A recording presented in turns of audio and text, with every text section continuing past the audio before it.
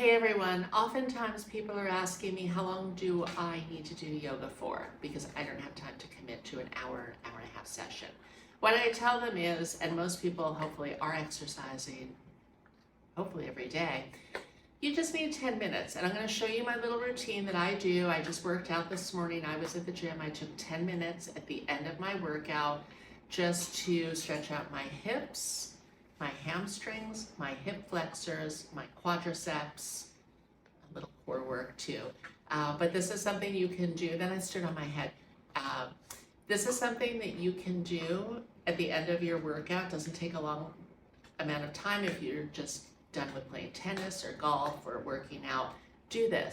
So imagine you've just gotten off the elliptical and you're just going to lie down, which is always good news after a workout. Bring your knees into your chest. Grab onto your hands, wrists, or elbows underneath your knees. Give yourself a big hug. Notice how tight your hip flexors feel. So this is just great to kind of chill out for a minute. You can do this for a minute or two, and then you're going to want to find a simple bridge pose. And again, so you're going to feel maybe your quadriceps are very tight like mine are, your hip flexors. It's always working the glutes a little bit. Take about a minute here.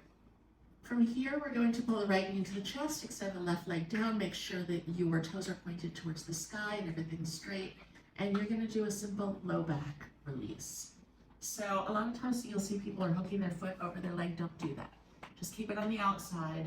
You're going to look over the opposite shoulder. And if you're lucky, you'll get a little adjustment out of your low back. So hold this for 30 seconds to a minute.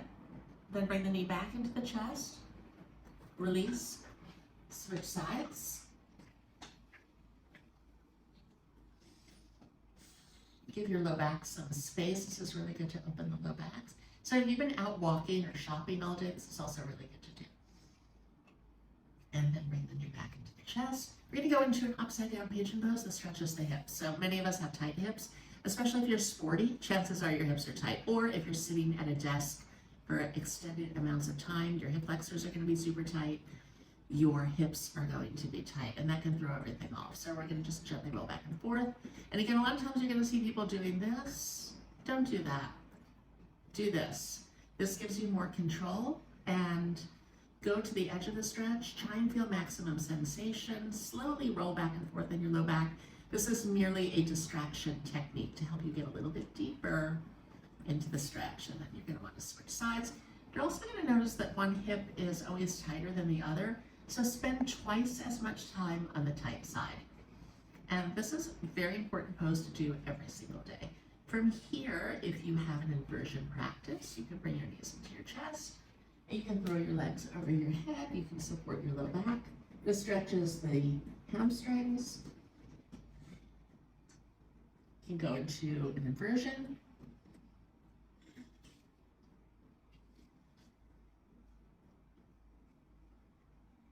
So inversions, you want to stay there at least 3 minutes.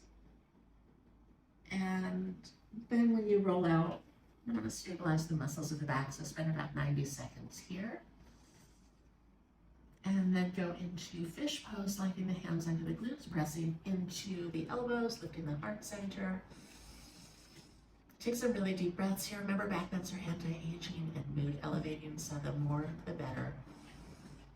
And if you have time, you can do a little reclining butterfly pose.